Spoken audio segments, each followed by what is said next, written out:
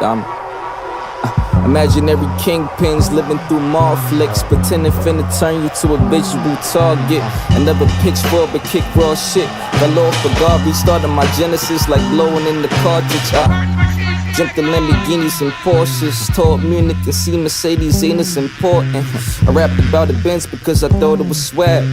Landing in France Joseph and I saw him as cabs. That's why I hear you brag about your phone and laugh. I'm with everybody in it like the horn in your class, like a hoarder's pad. The game crowded, oversaturated. I need my fans to be the Duran in the barbershop conversations. No cut, just here to make a statement.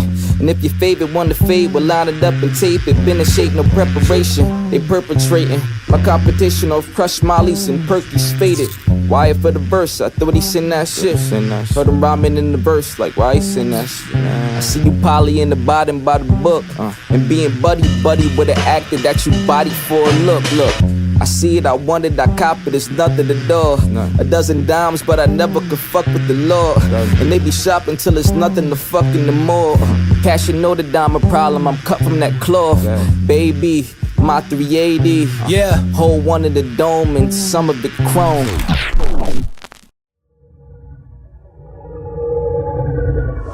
Montage, you a fool, boy.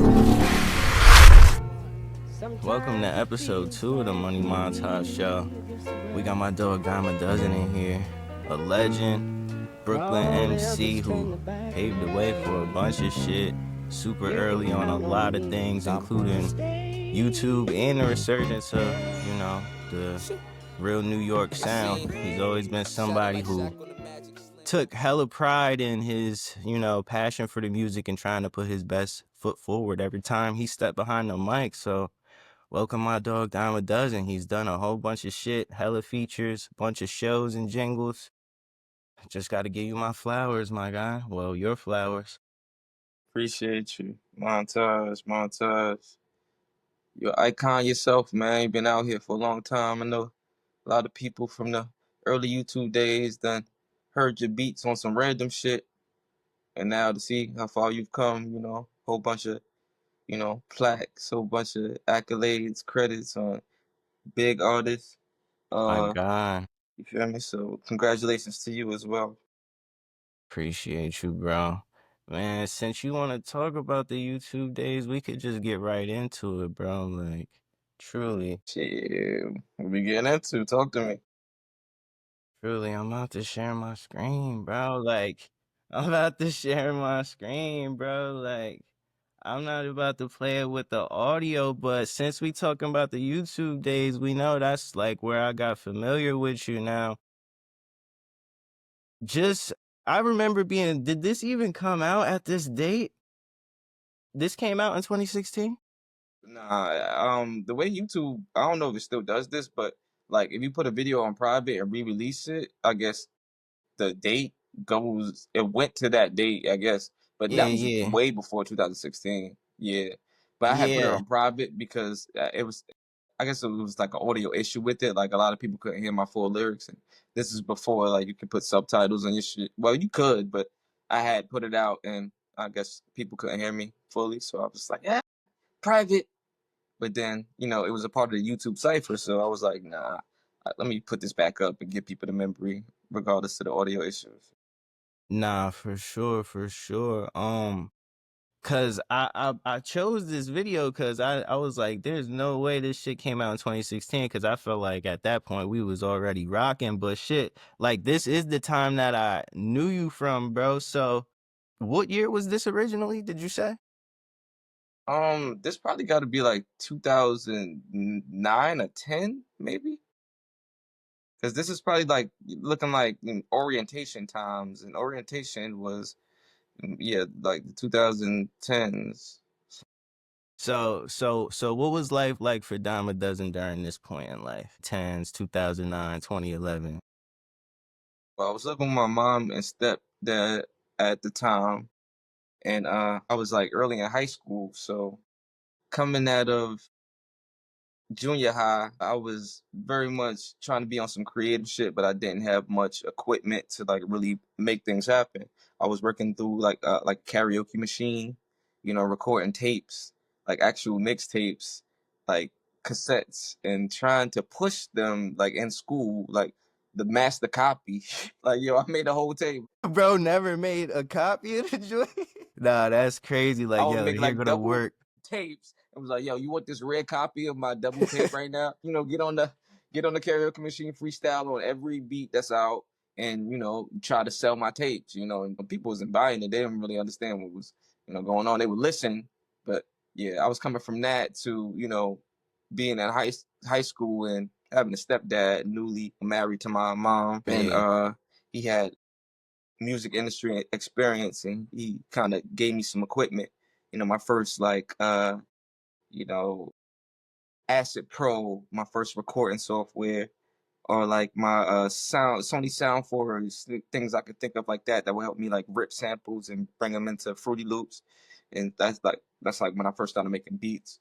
And yeah, first real microphone outside of the karaoke machine. So at that point I was, yeah, getting into my technology shit. So you know probably the main reason why I had like an audio issue there, because like I didn't understand what was going on with the camera and the mic, or I could have used a better camera than the one I used for that one. But yeah, that was me just diving into the technology thing with my stepdad, because he was into it and he was helping me out with my music. Okay, so do you remember when that first transition into you trying YouTube? Yeah, and YouTube I got on in like wait nah I probably joined YouTube in '06, and I was kind of like as like a watcher. I used to be like watch a lot of like early rap battles like Iron Solomon, Murder Mook and Serious Jones and shit like that. That was like what I was using YouTube for in the past, like, early YouTube. And it wasn't much on there. You couldn't find a lot. It was like very rare. So I started on there just watching videos, but as I started to upgrade in my technology, I was able to, you know, record songs, and then I got a little Canon camera and record video. And then I had like Windows Media Player. I was able to chop my videos up. I just wanted to, get my ideas out. I didn't have much of a like high quality, like I didn't have directors and editors, so it was just like, yeah, let me try some things and put it out there. Like these guys on YouTube are, and there was not much artists. There was not many people out there like, pushing albums and things like that. It was just like, a community that was building very early, cats from all around the world.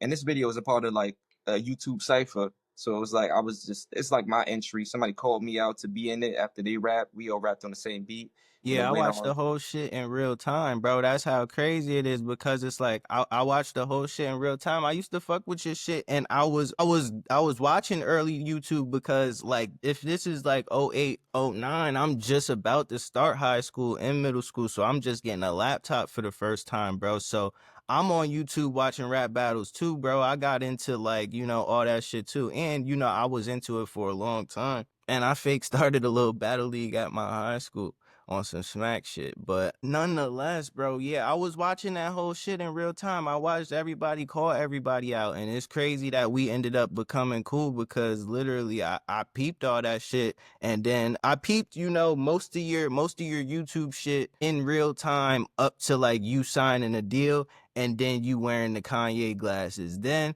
from there, you wasn't making videos as much, but I know that you had an album that came out in stores or whatever, and you got the push from that initial signing and shit. But after you stopped making so many YouTube videos and shit, it was hard to stay tapped in with what exactly you were doing. You feel what I'm saying? Because all I felt like I had then was really the music. So like I peeped the music, but I wasn't as tapped in. Right. I feel like that came a lot with being on the label and, uh restrictions. It was like, oh yeah, we want you to do this, or we want you to come through like this way. Um, yeah, you hear about that growing up, in the industry, like, yo, they might try to change you and things like that because they feel like they might know like the best way for you. And you looking at these guys like, they're industry professionals. But maybe some advice or something I learned that I can probably pass down to a younger generation. Motherfuckers don't know what the fuck they doing. We the young people, the people that create. the culture and are living this shit in real time, it's like, the A&Rs are trying to, monetize off that shit for real. And at the end of the day, it's like they're coming to you because they need you for real, to keep that shit going. And you are the culture, so it don't really make sense to, compromise what you doing and what brought the people to you. And what you said just now was like a perfect example of that. It's like, yo, all I had was the music, and the videos was kind of what brought you there. You feel me? Like the Yeah. whole, and everybody, I feel like we was all trying to like elevate in a way, because it's like, it looked like at that point, especially the YouTube into the industry was kind of like the crossover. It's like, okay, I got a deal, I signed a deal, and like things, look up from there. But it's like people are connected with you and for a reason, and it's like to let the industry fucking change that shit is kind of like almost going commercial a little bit, or yeah, it's just ways to handle that shit, and yeah, I guess that's some advice or something I learned, to just, don't like compromise from what the people fuck with you for, because it's like, yeah, you know they fuck with you for a reason. Nah, for sure, for sure. So during the time period that you're making YouTube videos, doing your own thing, because I remember watching in real time when you were in high school and cranking out YouTube videos, it was pretty exciting from the perspective of you were just like, you was doing shit. You was just like doing shit. And like, we both know, like, I'm a little younger than you. So it was like, oh, like, he in high school doing all this shit. It looked fun. I'm about to be in high school, let me do some fun shit. Like, it wasn't really too much to it. You feel what I'm saying? You was rapping, it was cool, and you could rap at a high level, especially for your age. And you was the first that was doing a lot of shit. It was definitely entertaining and interesting to see, especially your environment. Since I'm from all, it was like a lot of the time I'm watching like, damn, I wish I was in the city, bro. I know I could get these beats off like 100%. Like, I would be in a better situation. Cause I'm in Albany, bro. Like, shit, I'm working with Eli McFly, bro. Like, we peaked, I'm like 15, 16, bro. Like, this nigga was like the biggest artist in the city at the time, and there wasn't really much else for me to even connect with in person. You feel what I'm saying? So it's like, damn, like, if I was in New York City, I know damn well I would know all these niggas and all these Pro Era niggas and all these ASAP niggas, etc. So that shit used to be interesting to see, just clips of you like in school or outside of school mingling around and shit. Yeah, man. It's funny because, yeah, I've had, you know, people, well, alumni, I should say, from Monroe High School, my high school, that have gone on to like be in the industry and do things like, shout out to Miss Ebony B. She's a journalist and interviewer. She's dope, and she told me, and she tells me often, reminds me, that she came to my high school, because she saw how much fun I was having in my videos, and she just, wanted to come to the school and experience it, and that allowed her to, get into some shit that she loves, and be inspired by some musical shit, and go on to do some dope shit in music. So that's dope that people can be inspired in that way. Yeah, for sure. You got a bunch of classmates and people that was around your time frame of growing up that we're gonna have to get into, but we could get into more of the specifics of your story first. So during this era of creating videos in high school and then, growing your popularity on YouTube and shit like that, was there a defining factor a defining factor or song that led to the Atlantic deal, or what they wanted to sign you based on? Was it like a song you had, or was it just the momentum as a whole? Was it through management? Because I know you got a big manager at the time. Well, I had first through like the underground, me doing my shows. I had like the live life showcase where I had like a lot of artists pass through. I'll get into that a little later. I mean, people can, yeah, we'll get into that a little later. But from there and doing my YouTube thing, I had got the notice. Like I got noticed by Plain Pat. Plain Pat is like a part of like Kanye's side of things, and Kid Cudi's one of Kid Cudi's main producers in his early career. So Plain Pat ended up hitting me up, and he wanted to come to one of my shows. So we ended up like working on a mixtape, he took a lot of the joints I was working on and putting out on YouTube, rapping on other people's beats, and kind of like hosted it as a mixtape. I was also dealing with my band, Phony People at the time. So we were just, out in the city, creating a buzz. Plain Pat took notice, and he's heavy in the industry. We did the tape, was in the studio one day, and Dante Ross was there. Dante Ross, another A&R and a heavy hitter from back in the day, signed, Old Dirty Bastard, Busta Rhymes, leaders in the new school, MF Doom.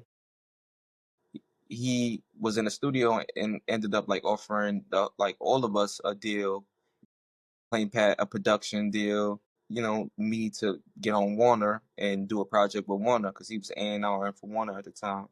Yeah, that's really how that situation started, from me just working with Plain Pat in general, and then we had a track called I Deli at the time. So I guess that video and the vibe that me and my crew, Phony People, were given, I guess was appealing to, okay, this could be some shit that Warner could get behind. So they like, signed me as like, because I was the lead singer and Yeah, rapper at the time of the band, so it's like, we can get with this guy, and pushing this crew is like kind of similar to like what our future had going on, and like with ASAP. It was like, like the time of the crews, the clicks.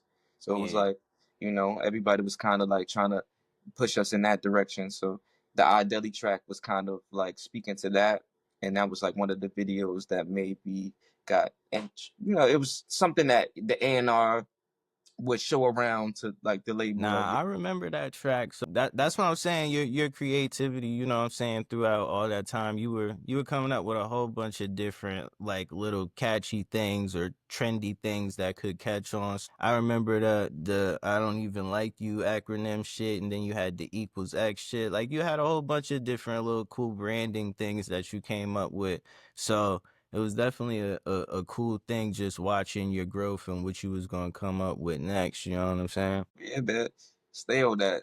Yeah, man, that's just yeah, I feel like that's very important. Like some branded shit. Like I always say, I want to be as big as Coca-Cola one day, but then at the same time, like as I grow, it's like I feel like I want to have multiple brands that are as big as Coca-Cola. Like Yeah, I could be Dyme-A-Duzin, but then I want to have a vegan cheese brand one day. I want to have a yeah, fucking Shades brand one day. I want to have you know the Ghetto Olympics festival. That's the Stilo festival.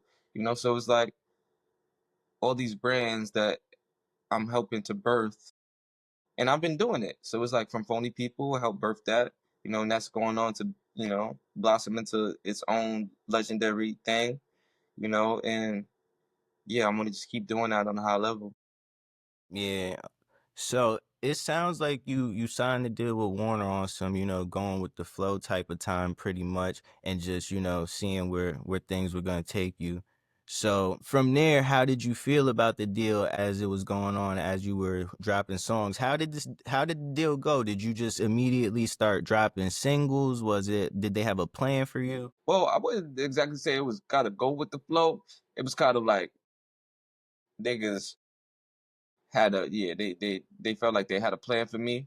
And at the time, Chris Lighty, who was like my manager briefly before he ended up passing, he wanted to introduce us to the world as like, a new Wu-Tang, so Phony People was like kind of like a neo soul R&B rap group.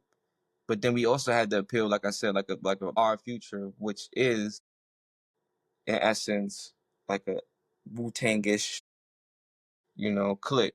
So they were kind of trying to push us in that direction. I'm sorry, what was the Nah, the initial question was like you signed out. The initial question was like, did they have a plan for you and all that? And you pretty much answered that. okay. So basically from there, how did the plan end up panning out? Was you happy with how it went? Was the loss of Chris Lighty where things went sour, or did you feel like the deal was beneficial for a certain amount of time? I feel like, yeah, it was beneficial. Yeah. So you mentioned like, yeah, when I first got there, was I dropping singles? Like when I first got there, it kind of, it was like I signed and then I went straight into working on like the project that I was gonna, like my first project for them.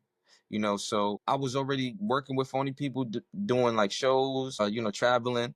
Did 2 projects with them, EP and an album, Phony Land and Nothing Special. So like I was kind of like running up like the New York scene with my clique on some shit like, yeah, let's do this, on some, let's get our name out there, doing colleges and all that. Also So doing what my are own what are shit. what are the fun times and stories during that time period? So this would be like 2012, 2013. Yeah, practicing with the band. We had the crib on Herkimer and Nostrand in Bed-Stuy, Brooklyn, where we would practice almost every day in the summertime just to, get our sets right. Phony People kind of started off as, a band that I was gonna work with as like a backup band for my first mixtape. But we worked so well together that we ended up like creating more music together. So as we started doing that, we started creating more songs. So a lot of our songs that we made in the beginning weren't even recorded. We had songs that we just knew, so we would practice, rehearse. We had different versions of songs, and then ended up like laying a project. Like those were like fun times. I feel like that's like some brotherhood shit like back then, because I ain't grow up with no brothers for real. I mean, I had 2 sisters growing up, but even they were gone out the crib, early. So I'm like almost like an only child. So, being on some real rock star shit with them, groupied out, you feel me, on some young boy band shit, Yeah. you know, Nah, them for fun sure. times, and just, just putting in the work, just on some, getting my chops up vocally, shit like that. Those are the good memories.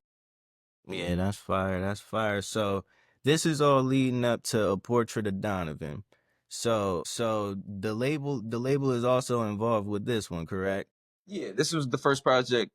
Yeah, this is the only That's project the I did with Warner Brothers. Yeah, okay. this is Warner Brothers first, because ultimately the Warner Brothers merger with Atlantic is why I ended up leaving. Okay. With Warner Brothers, Portrait of Donovan is the project that we started working on when I signed. So it's like as I'm doing the Phony People thing, they're also helping me with my project. I'm getting beats from them because they're also talented. Mostly everybody on the team, which was like 9 band members, produced music. So like they were helping me out with beats on the album. So we were just on some real interesting like Wu-Tang shit. So I'm working with them. I'm also working with Plain Pat, because Plain Pat, he signed as the producer with me, doing it. Yeah, we were just putting that project together, just trying to find what was right, and like back to, the label trying to kind of feel me out, like what's gonna work for me. Like I remember, you mentioned Equal X. I remember somebody at the label, somebody working within this whole system was just telling me, yo, maybe you should get rid of Equal X. That was like your young shit. Maybe you should kind of like keep repping Phony People and have that be your thing, and like kind of embody that. Which I could say that I probably started leaning more towards because the label was saying it, but I don't know. Yeah, I don't know if that was the best decision, and because I feel like, yeah, you can grow and, have Equal X grow, and I feel like it has, on some shit like Equal X Army is now the committee on some Ghetto Olympic shit. I kept going, and everybody that was in the army is on go on some shit like, yo, they still with me.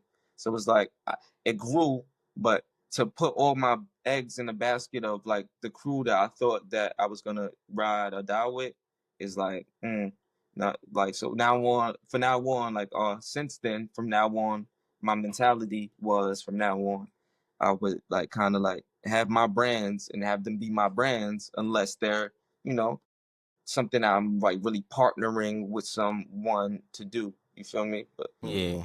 yeah, so Nah, that's definitely respectable. So like all the features on the Portrait of Donovan album, that was just you out and about connecting them, or is the label helping with those? Because I know it you was a got lot of hella label shit. connections, plus like a few, yeah, people I know, because a lot of the production was like phonies, and then yeah, Plain Pad did a lot of it too. So like the features, like Joey, Capital Steez, that's like people like I went to school with, so Other than that, who else was on there? Yeah, Phony People members, LB, the label connections as far as like Harry Fraud on the production. He had to join on there. Shout out to Harry Fraud. Dante Ross, he knew Harry Fraud because he had been working with Action Bronson for a minute. So Action Bronson, uh, yeah, I feel like he had worked close with Harry Fraud too, right? And I think he managed both. Dante Ross may have managed both of them at a point. So yeah, that's how I met Harry Fraud. We did a track. Omen, shout out to Omen, the producer. Me and him went to when Studio Red was still around in New York, just Blaze Studio. Dante Ross hooked me up with him, so that was like an industry connection.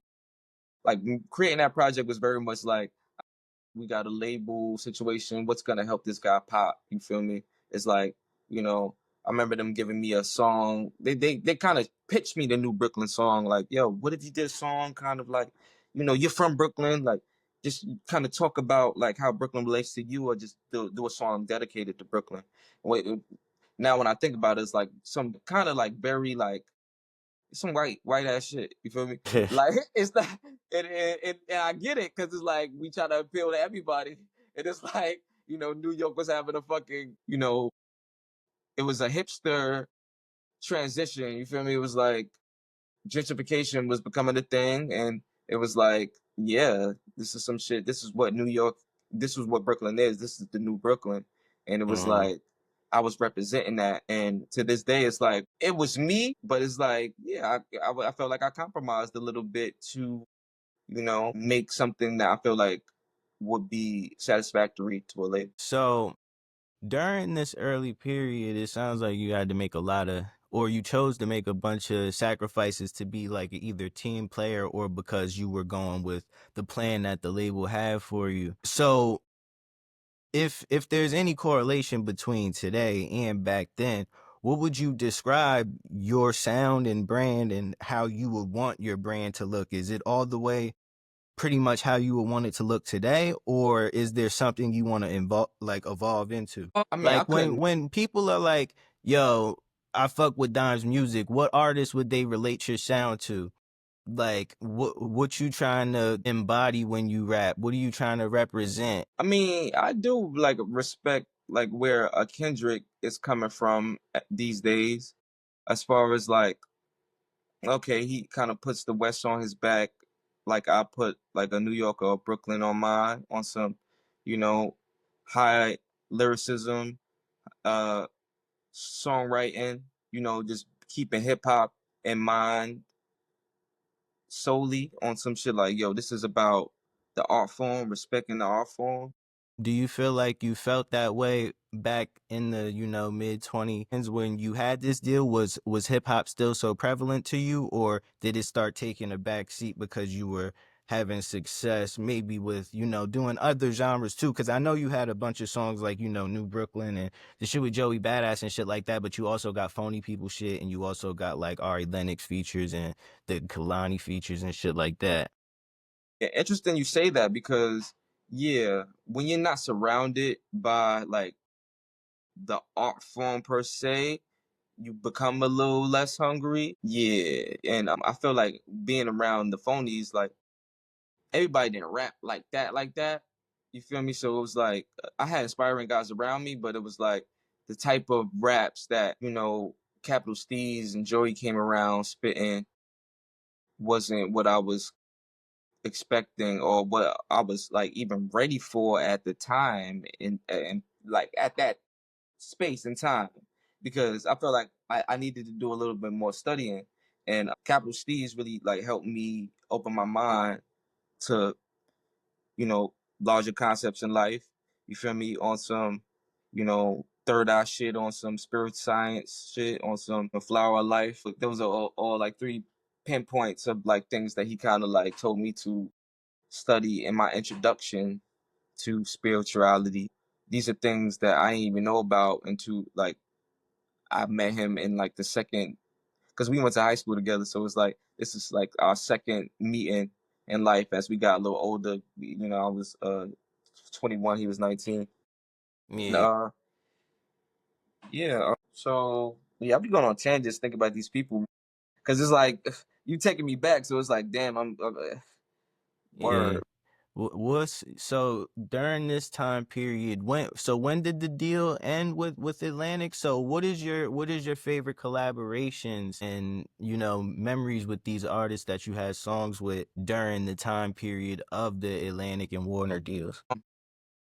Cause Well, you got first of all, songs with Joey Badass, Steez, CJ Fly, then you got the Casey Veggies joint, Raz Fresco, all these people. Cause this is all leading up to before that chicken and shit like that. Cause you did that after the deal, right? yeah, Yeah, yeah. So yeah, like I was kind of saying with the dealing with like Capital Steez before I kind of went on a tangent about him, it was more about to I was kind of using him as an example of like the skill that I needed around me at yeah. that point to kind of come correct how I needed to. I feel like, and yeah, I felt like I was a little younger and I wasn't inspired enough, read enough, or learned like enough yet to my liking. Listening back, like yeah, I could have if I knew this or I could have switched this. Like that's just me being a perfectionist, as we be talking about personally. Uh, yeah. So yeah, I was capping that off. But you said my best collaboration. I mean, yeah, I would say like Steve's because that connected me and him again. In high school, he was like my sparring buddy before he could kind of even started rapping out loud to people. He would come to me with like little raps like, "Yo, Dom, like everybody deserves a chance." Like I was kind of like the guy in school that everybody knew rapped, did the talent shows and sold the T-shirts and CDs around. So he's like, "Everybody deserves a chance. Like, hear me out, my dude. Like." I got bars, like, you know, pass me them raps, let me listen, like us doing raps together, and then him eventually gaining his voice, and then me and him eventually like fake beefing on some rapping shit, like on some like, yo, I'm better than you, how you better than me? I basically brought you out of your shell. You feel me? Like me and him were like being very petty. So it's Yeah. like as we got older, Pro Era started.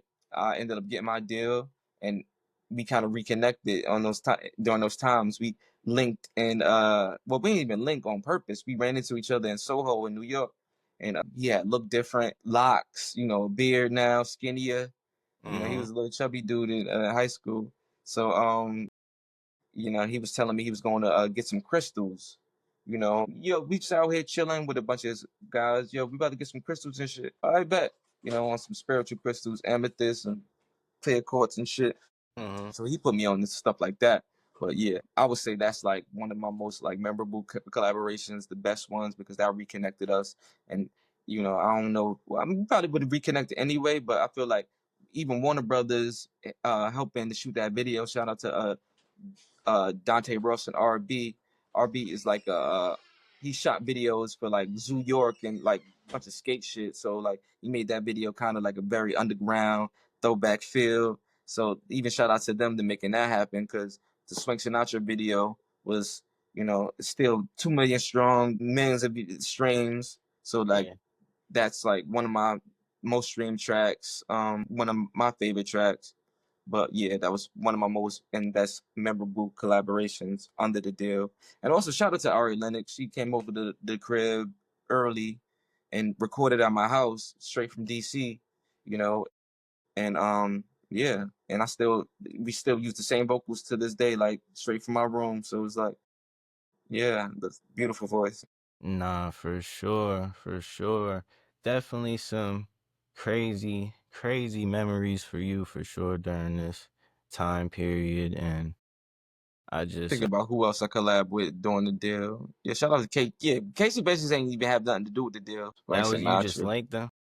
Yeah, I like them at South by Southwest. Yeah, the Swank Sinatra definitely one of Yeah, the just talking about it 12 years ago. 2 million and wow, 2.1. look at these years, my guy. 12, 2012. 12, 12. But yeah, definitely got the 90s feel in the video.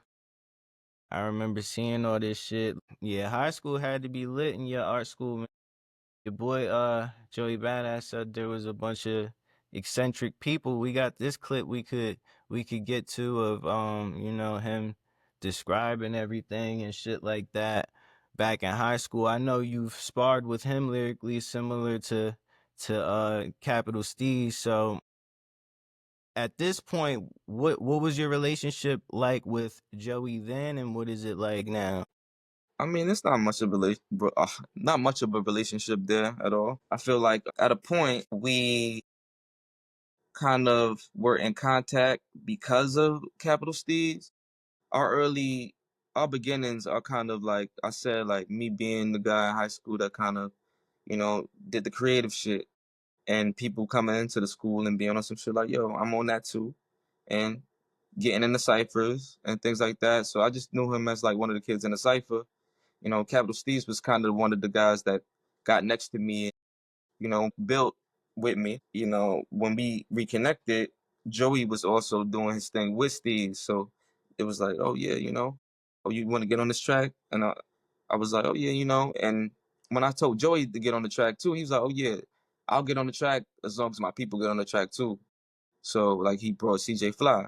So like that's kind of like my relationship with Joey. Like, and I know him to be like a fan of the work I've done in the beginning, and us doing that song after me and Steve's can reconnected. But like even after that, like not much speech, not much like no connection. Okay, yeah, referring to the Personal Party podcast interview, because I remember I was just up and I watched it and I saw he mentioned you in the joint as being, somebody who was in high school and making some waves creatively and stuff, because it was definitely, super interesting to watch at the time for sure. So what has led to any miscommunications that you may have in the present day? Would you simply just like to lyrically spar with him, or because I remember you guys had like a comment exchange that on Instagram where he said some things or something like that. So it's like, was there ever any moment that there was a miscommunication, or is there just a complete misunderstanding going on? I feel like maybe in the earlier days, I could take accountability to maybe being envious of a certain spot that I felt like I should have been filling in New York City at the time, and seeing somebody, because I remember having conversations with like Steve's and him feeling similar ways on some shit like, yo, don't, I'll never forget this. He said, do you feel out of place in this Beast Coast shit? Do you ever feel out of place? Because I feel like from what we started building in the beginning, I feel like things kind of went a different way once like companies and the powers that be kind of got behind things, and they, just even like with the Warner Brothers deal, you kind of see an artist and you feel like what would be appealing. You see a crew, you feel like who would be the most appealing to bring the people to us. And I feel like Capital Steez in a way felt like that about Joey on some shit like, yo, why they're putting him up front, and I feel like at a point I was kind of being on that too. It's kind of like, bro, like, So you we, saying you vocalized this? yeah, I did. I told him that. I was Uh, like, yeah, I was on some shit like, yeah, bro, like, I don't get it. Like, we I kind of, mean, well, that makes sense. That's why he don't fuck with you. I mean, nah, but that was I'm putting this into words because this is like my young mind being on some shit like, yo, like, what's up? Like, I thought we was on the come up together, like, show some, show love, like my nigga, cause like we ain't know each other like that, but he was on some like, you know, I fuck with you. This nigga, I fuck this nigga. He inspired me to do some shit. So it's like yeah, almost like, I mean, you know, show some love. He hasn't done it until the fucking what that was the Personal Party podcast. So it's like mm, at that point I was kind of looking for that as a young nigga, like, damn, like he feels like this, but he's kind of like shitting on me in public. He's kind of not giving me my flowers, and those flowers could go a long ass way. Like after yeah, Capital Steez passed, it was like, damn, like you know, I want to be able to rep his name, but then it's like I don't really know this nigga Joey like that, and we could do things together, but he kind of don't want to do things together. And then it's like, well, you say you fuck with me, but you're not really trying to, you know, give me no cosigns because you're on a pedestal right now because like you're signed, you got the cinematic deal, you're on MTV every fucking morning and shit like that. I'm yeah, like, well, you could, you know. yeah, And then he personally told me like, yo, you don't have enough promotion for me to promote you. Okay. I mean, You know, so at a point I was just like, all right, well, you know, you say you fuck with me, but it's like you're yeah, not gonna okay. And at the point, you know, I'm trying to get my shit off, off the ground with Warner and shit. Like, all right, we got, yeah, and it's like, so I guess early in the beginning, that was kind of like a discrepancy for me. But you know, I guess that caused me to be on some shit like, well, this nigga's not fucking better than me, so why yeah. y'all niggas even fuck with this nigga? So I remember a point like Peter Rosenberg being on some shit like New York needs hits. New York needs, you know, records. Like there's a lot of people coming out, and I guess like niggas was in his corner at the time. Like Joey, like Joey just put out some shit. Big Dusty, that shit is one of the biggest records. Or maybe he was defending it, like, yo, Big Dusty is a classic '90s hip hop sound. And Peter Rosenberg was like, well, that's not a hit record. And I Wait, Big was, Dusty was the name of the song? yeah, Big Okay, Dusty was the I'm name of just Joey's making sure. song. I'm just making sure. Yeah. Big Dusty. So I remember I saw that exchange going down, you know, because of course, just like Joey, he felt like he needed to be higher in the game too on some shit like, yo, y'all niggas need to be mentioning me more. Like, I guess you know it's a New York thing, it's a MC thing. It's like, yo, my nigga, I done put in work. I'm doing great shit. It's like, hey, my name, yo.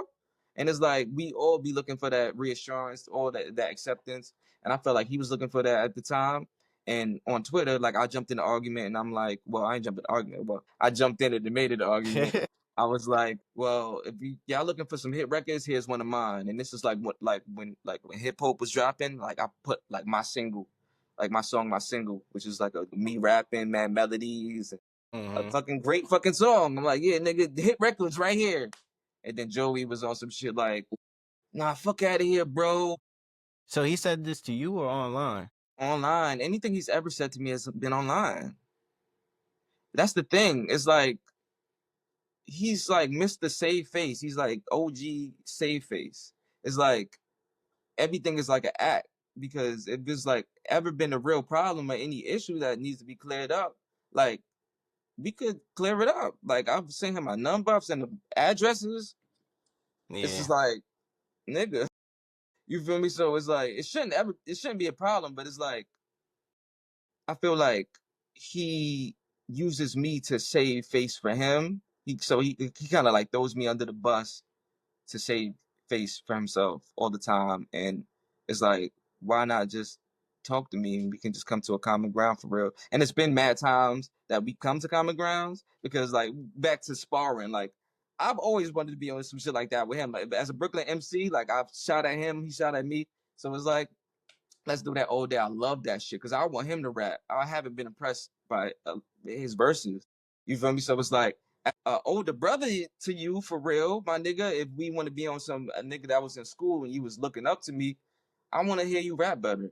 So it's like I'ma always be down to spar, but if it's like you gonna get in a position knowing that you were inspired to be in that position from a nigga that you looked up to, but you wanna go and call him minuscule, or you wanna treat him like he's less than, or try to blackball him into a position where the light can't be shined on him because you feel like it's gonna shine brighter than yours, then I feel like that's whole shit. So how So do it's you like, feel when somebody like Fabulous stands beside you and gives you your flowers during the time after your deal? How do you feel about things then? Do you you know give him a over amount of respect? Are you still fucking with him? Did he ever offer you any type of deal after he hopped on that chicken? well, Fabulous is a perfect example of somebody that I grew up listening to, somebody that I grew up respecting, still respect. You know, one of my best tracks that I feel like one of my best collabos, that Chicken remix. He came to I the hood, told did the you. video. I told you how I told you this story before, but we was rocking by the time that chicken came out. You sent me this shit because you had Yeah, I thought I thought it was your produced beat. it. Yeah, but I figured I'd re-say it for the people. I was like, yeah, I mean, shit sound hard, but it's not me, brother. But don't forget that. That But was but uh, mad. but I'm happy for you, bro. Because I definitely had the vision, like, nah. Because Nah, you it would sent me have been. mad shit, and I had so many of your beats, and that was just in the mix of it, I guess. And I'm like, Mm-hmm. yo, I got the vision for this shit, bro. That Chicken, produced by Money Montage. Yeah, nah, for sure. A bunch of people I fuck with. Nah, but what we talking about? Shit, we was talking about a whole bunch of shit. I just changed it from the Joey Badass conversation to the moving forward in your timeline about the Fabulous. But if you got more you Oh yeah, want to go Fab. in Let me on get that, back to Fab. Yeah, we did the interestingly enough, one of his people had mentioned that they might be doing like a Street Fam imprint, like a Street Fam Rock Nation. But I don't know whatever happened with that, or if they still doing that. But yeah, yeah, after we did that chicken joint, they did mention that. But I was gonna say that Fab is like a perfect example. Fab is a perfect example of how like somebody that I looked up to, or somebody that has respect in the game, just being on some shit like, yo, this nigga's dope, and I'ma rock with him.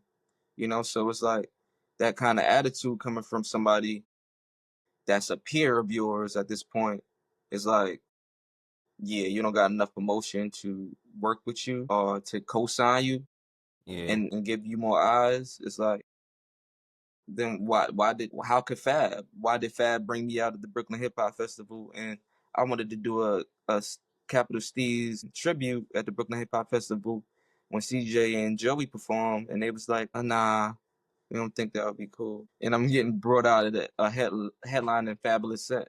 So it's like, as peers, like I feel like we should have all looked out for each other coming up in that era, because we started like that at 19 and 20. You feel me? On some shit like, yo, Spank Sinatra, just like you mentioned at the beginning. That could have kept being a thing after Steve's passed. And, I give Joey respect. He put me on the Steve's Day bill, but, you know, certain little shit just fucked that up. But I don't ever feel like it's something that a conversation couldn't fix. But the yeah. It fact sounds that, like it could be fixed by a conversation for sure. yeah, but it's like niggas don't want to have conversation. Niggas is OG save face. They'll rather get on the fucking cause it's weird because he got in that interview and said, yo, Dyme-A-Duzin was lit on YouTube. He inspired me to do that shit, and that's beautiful. But it's like you got in the comments and you said, but I need that fade. It's like, Yeah, you're gonna have to send a screenshot for this vid so I could put he it up. absolutely said that. And Yeah, then he went further and started talking about incriminating shit that we ain't even getting into. You feel man. me? So it's like, what are you doing? Nigga, I don't even see you. I don't talk to you. But it's like, anything that has ever been done, has been said, has been some internet shit. So the fact that you want to be on some rah-rah shit on the internet still, I'm telling you, pull up. I'm telling you, like, yo, we can link, we can talk. I haven't even heard your voice for real. You feel me? You just texting. I don't even know if it's you. It could be AI, nigga. You feel me? We in a new era. So it's like, why are you doing that? It's just, and it don't look good. So it's like you trying to save face, and it's just make you look worse. And then you're not rapping well. Interesting.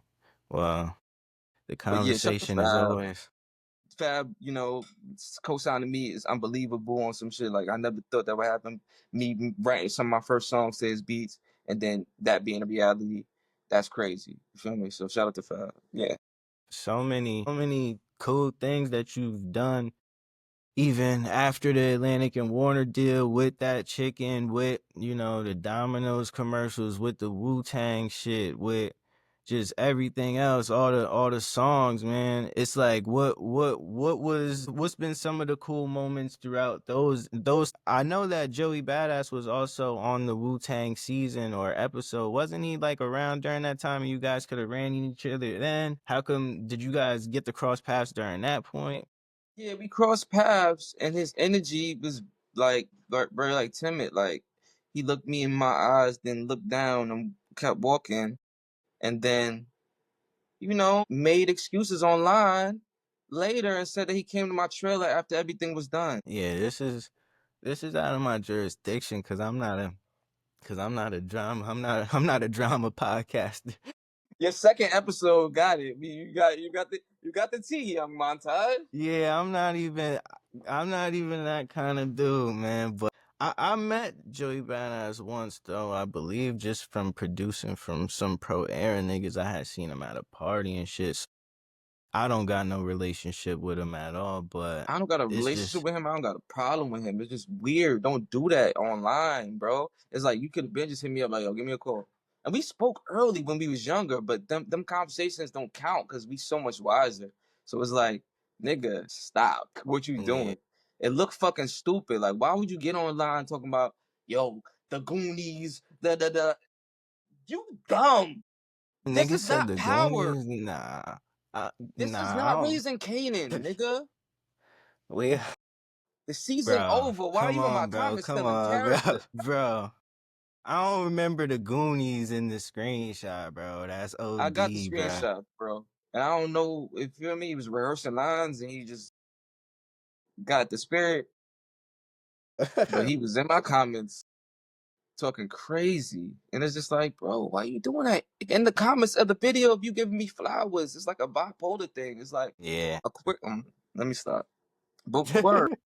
Nah, I feel it, bro. Fucking, it's wild. So moving on though, bro. Moving past the fabulous shit, going to 2018. This where we probably in communication. I'm sending you a lot of beats and shit. So after the deal with Warner, you just moving independently, pretty much too, right? Like, how are you even putting your music online? Well, after Chris Lighty passed, I feel like a lot of things kind of, you know, So this was 2012. I just looked that up. Chris Lighty passed 2012. The Swank Sinatra videos 2012. It looks like you got releases with Warner and Atlantic going to what, 2014? well, that's the thing. I was on the label releasing things to like kind of impress them in order to get some like funding. You feel me? Yeah. For real. Warner had merged with Atlantic. So a lot of the artists, the hip hop acts kind of went into Atlantic with new A&Rs, just a whole new staff. A lot of the staff got fired, so it was like we were just bunched up on Atlantic. I was on there with like Diggy Simmons and fucking Meek Mill, Plies and shit. So it was like I was definitely not top priority. So I was kind of just putting things out, and since I didn't have the same A&R, I didn't have the same restrictions for real. So it was like, all right, I'm gonna just be put some YouTube shit out, and the label would kind of let it rock. I went out and did a joint with Kalani, you know, and that's crazy because I heard that helped Kalani get her deal because that was one of the tracks that introduced Atlantic to Kalani. I think some heads there. So it was like I went out and well, she was working with them as a writer, but we did a collabo together. And yeah, I guess she was one on their radar and ultimately ended up signing. How does it feel being such a versatile songwriter, man, that can make these R&B joints and still keep up with all the lyricists of the day? I mean, I owe it all to like church. I owe it all to like get my chops up in the band, being able to travel with them, sing with them over live instrumentation. Um, you know, studying great songwriters and listening to harmonies and melodies and songs and practicing them shits.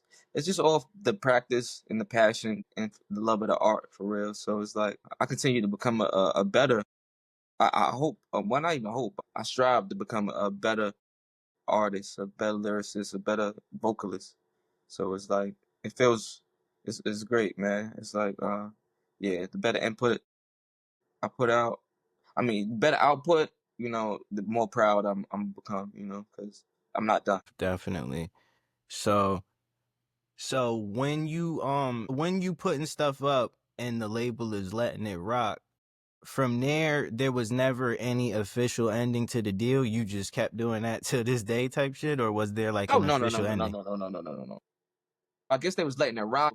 Something got lit. You feel me? And it was basically like, all right, well, y'all niggas not really doing shit. So it's like, I'll take it off, but like, could y'all let me out this deal? You feel me? And yeah, I had my lawyer like do some paperwork that like got me out of there where I didn't have to pay them back no bread because I owed them projects.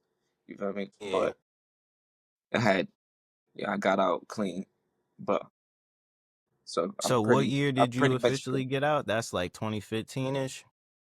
yeah, 2015. It's like right before like that chicken because I remember leaving the label and leaving the band at the same time. So that chicken was some fucking, you know, depressing ass shit because it's like, damn, label ain't fucking helping me. Gotta lead these niggas, and then I'm thinking I'm about to rock out with Phony People. And then Phony People like, yeah, you know, we think you would be better as a solo artist. I'm like, oh shit. Okay, let me head back to Crown Heights and smoke some bud. So that's how the I was gonna ask about that too. So that happened in like 2015-ish. Yeah. Okay, so they just said they didn't want you to be the lead singer anymore type shit? Well, that might have been a little bit earlier than that. That might have been like 2014-ish, Mm, 2013-ish, 2014, because I had did a tour in London, well, in Europe. So I yeah. went out there, did London, did Bristol, did Munich, Germany, did Zurich, I had a Paris date, had a Dublin date. So I was out there just touring, but like I said, I was building with Phony People out there. So we had shows out there too, and I was the lead singer along with my boy LB.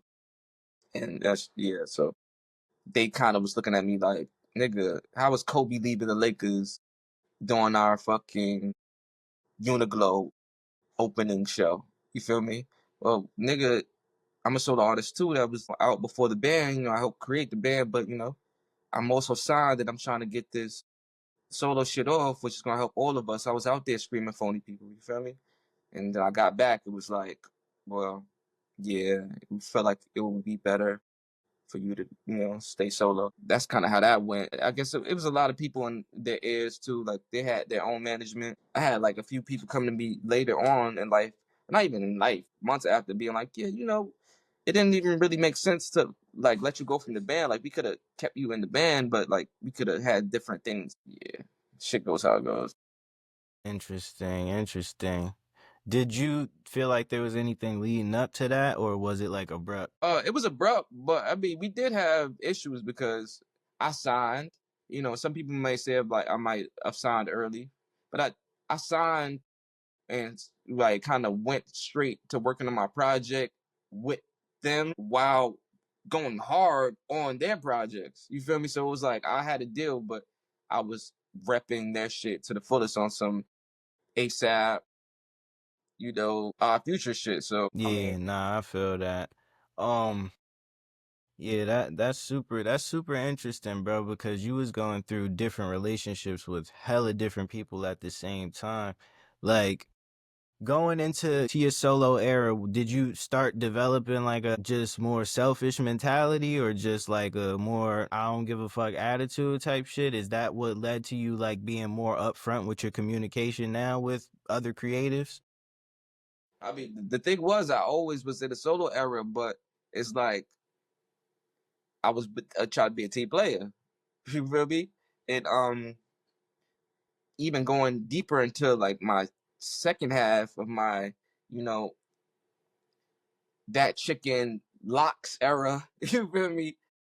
Uh, I was on some shit like I still wanted to bring niggas around me. You feel me? I had my 1160 crew briefly that kind of never really became a thing that I put out there for real. Because we were chilling on 1160 Eastern Parkway, which was like our little group home. No parents, shrooms and fucking pills and shit in there. Niggas wilding out, got the strap in the spot, pause, strap. You feel me? Like, well, it was crazy shit going on there. A lot of different ladies. Uh, yeah, man, wild shit in there. So it's like that was 1160. So we looked at that as like our little crew. So we was gonna make that like a group, and I was trying to make that like my next project on some shit. Like, yeah, I don't got Phony People, but I got guys in this clique that's kind of talented, and we can make something happen. Sure. Got you. Super interesting, bro. So But that shit don't really work for me. I don't do well in like groups for real. So I don't know. I don't know. that's good. That's cause you be on your star shit, bro. I mean, but what's wrong with being a star? Ain't nothing wrong with it, bro. I just think, well, yeah, you probably got like strong opinions about your shit and where you feel like your place should be. And if somebody else feels like they should be in that place too, then y'all automatically gonna bump heads, big dog. Yeah. That's interesting, man. But how did you land the Domino's commercials? Shout out to Domino's, Duotone. Duotone is a company I work with, licensing company. that I linked up with while working with my guy Eli. Eli makes beats. We working on a jingle for Christmas. It was like a remix for what was it? One of these little jingles for we were working on one of those. He like hired me for that shit, and that's kind of how I got into like the world of jingles because I guess they heard like my talent within that area. Yeah. Yeah, they started sending me, different joints.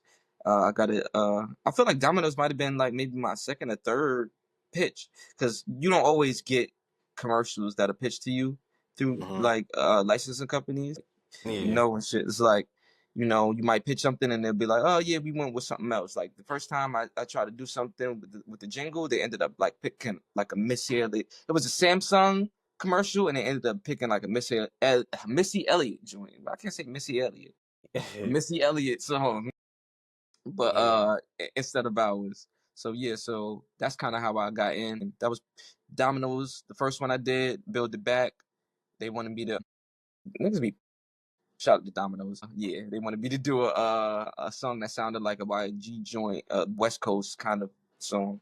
But yeah, gave me like a blueprint. I kind of took it. They're rebuilding their stores, and they're like, yeah, we need a song that kind of describes what's going on with our new remodeled Domino's restaurants. And I'm like, yeah, build it back. Had to Yeah. build it back for with a better one. And I always Yeah. like relate like the songs to me and shit. Like I still like that's how I love like jingles. It's like a lane that nobody can fuck with. It's like I'm in jingles popping my own Dyme-A-Duzin shit. Hmm. You feel me? Yeah. Nah, that's dope. That was definitely just a big part of the deal we just did for sure. So shout out to the Domino's commercials. Yes, sir. So how many takes it took when you did the Wu-Tang shit, man? God damn, How many takes your part took, big dog? bro. I ain't gonna lie to you. The ill part of that is I got uh the lyrics in my ear. They made me record the bars a cappella, and I had to have it in my ear as I rapped them. And it's to no beat. So Interesting. yeah, so I'm rapping to, you know, a rhyme that's off the metronome, and I gotta, rap it at the same time as hearing it in my ear. So I was Yeah. definitely fucking up sometimes. But yeah, that scene alone probably took about maybe like 20 seconds. 20 But takes. yeah, that was like that meat on the episode was like 2 days. That was like a 2-day shoot for me. I came through on some dropping through, artists on a sitcom, special guest. Yeah, yeah. How was the experience? It was fire. It was like I said, it was a lot, like a lot of time. It was tiring. It was like night and day shoots for 2 scenes. Yeah. So uh, it was surprising. I never had been in a shoot that lasted that long. But it was Yeah. beautiful. All the people got to meet new people, experienced actors. I had threw a rock at one of the ladies in the scene. It was an old lady in the window, kind of trying to tell us like, "Yo, stop! Like, what is this rapping shit that y'all getting into? Like, yo, like that shit is like disrespectful." And I ended up like throwing a rock at her window. And she was the mom, the mom that dated Leon and Above the Rim. So like I got Yeah. to meet like legendary actors and shit. So that was real cool. She was a sweet ass lady. Like people are mad at me because of that scene still. Nah, that's fire though. But shit, moving on to present day, man. We dropped GO3 last year. You dropped the deluxe version. We had some fire features on there with the Bishop Naru, the J Grams joint that I got to come through, and we dropped the condensed version of the Rome Streets track. So how you feeling about GO3 and what else you got planned moving forward? I know we about to lock in on the new album. So is there anything you want to say about GO3, and is there anything that you want to tell the people that we got planned? Because I'm about to be sending the new packs over, and I know you've been working with Rose, man. Yes, sir. Shout out Chris Rhodes. Go 3. I feel like it was definitely one of my best projects and our best projects. I For feel like sure. if it's the last Ghetto Olympics, it could be like a dope conclusion because I feel like from Ghetto Olympics 1 to training to Ghetto Olympics 2 to training 2 to Ghetto Olympics 3, that being like our collabo. Uh, Hmm. I feel like it lives up to, it's a nice build. And Yeah, yeah, I'm proud of it. I feel like it's great songwriting. I feel like the Ghetto Olympics mentality is very much, you know, being able to show my skill on different types of tracks, which is also showing your skill. You feel me? It's just flowing on different, fire beats and, different approaches and being able to, do that shit at a high level. So I feel like Ghetto Olympics is being expressed for real in this project. Is a great representation. facts, bro. We got so many different fucking types of songs throughout all of these projects, bro. So it's just dope. If that does end up being the conclusion, I don't know. Like I said, I'm looking to move towards more just supporting y'all as artists and not even really taking too many pics and shit. Like this is more so gonna be a platform to have conversations to go alongside different projects that I'm doing and shit, so niggas have stuff to promote. But shit, I'm here trying to help you just get to where you want to be as an artist for real, so you could be up there with those names and shit that you feel like, may have not given you the light or the mention when you should have gotten it. You feel me? Yeah, and I feel like Ghetto Olympics is an ever growing brand. I feel like it's just not the album. And even if the Olympics is in LA in the next 4 years, I believe. So it's like I Yeah, don't that I, we might have to bring it to LA for when that come out, you know what I'm saying? and then they saying Kendrick might perform. I need that Kendrick feature. I ain't gonna lie. So what are your standout songs on Go? Trilogy is B-Lo favorite joint. He always tells me that. That's one of them. I know. That joint had made the playlist too. Shout out to Apple Music and the Bars playlist and all the Yeah, the people who be Bars putting playlist. us on and shit with when we drop those tracks with those high level lyricisms, you know what I'm saying? Yes, sir. So I feel like that's one of the standout joints. Chris Rose on the chop. That inspired me to start working on a soul beat type project. So I got like some like a little EP maybe with Chris Rose coming soon because I feel like that's a pocket that a lot of people appreciate. So maybe we're gonna get a little deeper into that. I'm about to record something tonight. How that sounding? But Yeah. Trilogy, that's one good one. Another I think about a lot, and I feel like it's one of my favorite tracks I've maybe recorded. It's kind of an ode to Most Def, and also Capital Steez and my bro Riot. That committed suicide. It's called Sprinting. Yeah, that And joint was hard. When I first was mixing that and putting that shit together, man, I had told you, you definitely painted a picture there and you definitely let your emotions out and you definitely said a whole bunch of shit that, you know, sounds like it came from your heart and shit pretty much, you know what I'm saying, for lack of better words. So I like when I hear that shit coming from y'all, especially when I gotta sit there and listen to that shit on repeat while I'm mixing it, you feel what I'm saying? word, some substance, just Facts. on some shit like, yeah, definitely wanted to pay homage to my guys. That's three people that we mentioned that committed suicide in my life for real. Riot, young dude, young artist, graffiti artist, dancer, poet, you know, gone way before, he should have been. And verse, especially the last verse in Sprinting. Well, Sprinting, the whole joint is about, it's relating to the Ghetto Olympics, you know, and just talking about us living like the fast life and, sprinting through life again. And at the end, I mentioned two guys that I feel like definitely sprinted through this life and how one's death may have inspired the next and how both deaths kind of started from us watching the movie 7 Pounds by Will Smith. Yeah. And kind of Will Smith was like, he had lost his wife, so in his last days, he kind of linked up with certain people. He kind of like posed as like he went to one person as the IRS. He was posing as the IRS, and he was auditing a few people, scaring them on some shit, like trying to see if they were actually good people and testing certain people that needed parts in their bodies out as an auditor on some shit like, yo, having people shook like he's gonna like be on some IRS shit, but he's really just spying on them on some shit like, yo, this person needs a heart transplant, but I need to see if they're a good person or not before I can help them, and ultimately ends up killing, committing suicide and giving his body parts to these people that he felt were deserving. So I feel like Riot, when he passed, he wrote like notes to, I feel like, people that he felt like were really close to them, poems, basically, like, a form of his love, and yeah, I feel like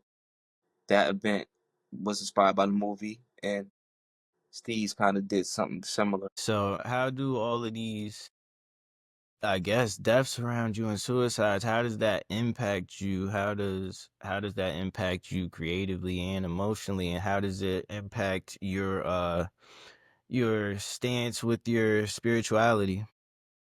I mean, I can't lie, like off bat, like just thinking about that shit gets me fucked up. It's like it's kind of crazy because, you know, looking back at even like the Swing Sinatra video and how like it should be kind of like divine timing and like a lot of like numerology and a lot of like numbers that like mean things, like that Steve's last video being with me and being 12, 12, 12. Me being Dyme-A-Duzin, shit like that. I just put that together just now. That's kind of, but on some, shit, it gets weird. It's like I be looking at Get Olympics 3, and then I look at my three guys, and a lot of energy in that song was looking like, why not be the third? You feel me? You feel me? I want to Get Olympics 3, That's because why that's why I had texted you when you was tweeting that cryptic ass shit, bro, cause we got too much to do, bro. Niggas yeah, can't be. I get it. But it's just sometimes you get in those modes, and you asked about like how that shit affects you. It's like, Yeah, no, I get it. it does. Sometimes it's like in certain times you feel like you might be more appreciated. Yeah. And but being realistic about it, that's never the way. And yeah, man, you just gotta just keep We just being gotta great. keep pipping away, my guy, cause it's really about just cranking out this content and showing people why you one of the best and shit. So I'm always gonna be in your corner to give it my best shot, no matter how many tries it take, my guy. So it ain't really no quit here. Respect, appreciate you. But that's an hour 15, big dog. We could call it there unless you got some more shit you want to say. Might have covered it all. Yeah, we went through your whole career, man. We definitely gonna do more as we drop more content and shit. But I appreciate your time, brother. And it's been great getting your story. You got to cook up some slaps tonight and send those through. Yes, sir. Facts. You'll hear something from me. You'll hear back from me.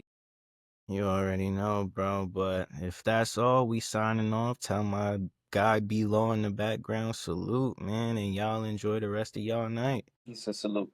Yo, peace out, my time. Yes, sir. All right, bro. I'll holla at y'all, and I'm about to chop these clips up. Yes, sir. Let me know.